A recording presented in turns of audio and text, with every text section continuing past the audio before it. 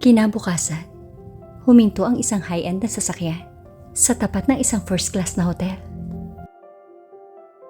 Isang BMW ang nakaparada sa labas. Mukhang hindi ito bagay sa lugar. Mukhang nahulog na si Vince sa mahirap na sitwasyon. Pinagmasdan ni Dante ang kotse. Mabuti kung ganon. Inayos ni Isabela ang kanyang kwintas. Mas madaling sirain ang mga lalaking desperado. Nang lumabas sila ng sasakyan, bumukas ang pinto ng restaurant. Pumasok sina Vince at Sofia. Nakita sila ng mga ito at natigilan. Nakasuot ng matingkad na pulang damit si Sofia at mahigpit na nakakapit sa braso ni Vince. Sa kaliwa nitong daliri ay nakasuot ang isang mumurahing singsing. Tingnan mo kung sino sila. Si Isabela at ang kanyang bagong asawa. Bakas ang sama ng loob sa boses ni Sofia. Mahinahong naglakad si Isabela patungo kina Vince at Sofia. Sofia, Vince. Meron akong magandang balita sa iyo, Isabela. Ikinasal na kami ni Vince kahapon. Kaya sa palagay ko, ako na ang tunay na Mrs. Moretti ngayon. Congratulations. Malamig na sabi ni Isabela. Sana maging matatag ang marriage niyo. Nakatitig lang si Vince kay Isabela. May kung ano sa mga mata nito na hindi mabasa ni Isabela. Mukhang nag-iba ka, sabi ni Vince. Nagbabago ang mga tao, lalo na pagkatapos silang ipagkanulo. Sagot ni Isabela. Isabela. Humigpit ang pagkakahawak ni Dante sa bewang ni Isabela. Maliwanag na pag-angkin. Siya na si Mrs. Costello ngayon. Isang malakas na tawa ang pinakawala ni Sofia. Mukhang nag-e-enjoy ka sa bago mong titulo. Hindi ako sanay. Ang isang lalaking tulad ni Dante Costello ay hindi kailanman nagmahal sa sino man. Ginagamit ka lang niya, Isabela. Our business is none of your concern, sabi ni Isabela bago nilingon si Vince. Si Don De Luna ay isang taong nagpapahalaga sa pangtualidad. Ang boses ni Isabela ay makinis na parang seda. Ayoko siyang paghintayin.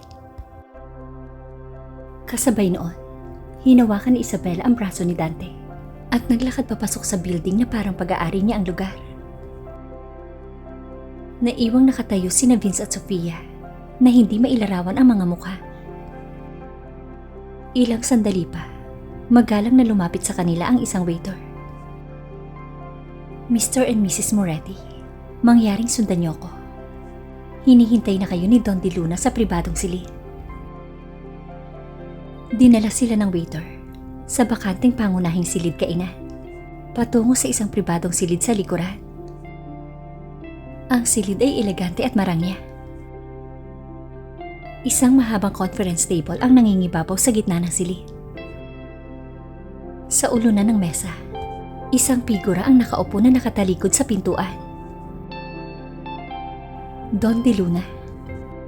Bahagyang umubos si Vince para linisin ang kanyang lalamunan. Ang kanyang boses ay makinis na may halong pambobola. It's an honor to meet you, Don De Luna. Hindi lumingon ang nasa upuan. I'm Vincent Moretti. Pagpapatuloy ni Vince at naglakad patungo sa mesa. At ito nga pala ang asawa ko, si Sofia Moretti. Sumunod si Sofia na kumikinang ang mga mata sa katakawan. We're hoping to build a partnership with the De Luna family. Naging mapagkumbaba ang boses ni Vince. Alam kong maliit lang akong negosyante, pero may determinasyon. Maupo ka. Ang boses. Nagpadala yun ng lamig sa mga ugat ni Vince. Kilala niya ang boses na yun. Dahan-dahang inikot ni Isabela ang upuan para sa mga ito. Nawala ng kulay ang mukha ni Vince. Hindi.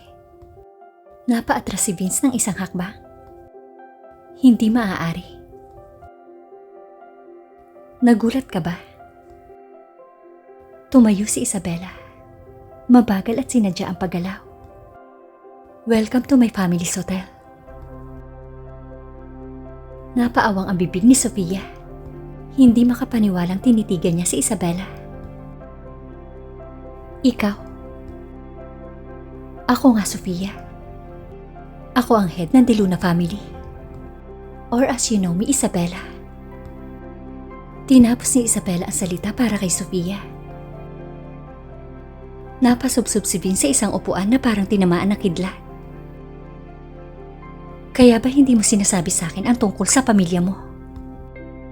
Nanginginig ang boses ni Vince. Kaya pala lagi kang may pera. Kung bakit marami kang koneksyon. Ngayon nakuha mo na. Umupo ulit si Isabela. Ano nga palang sinasabi mo? Gusto mong makipagsosyo sa pamilya De Luna?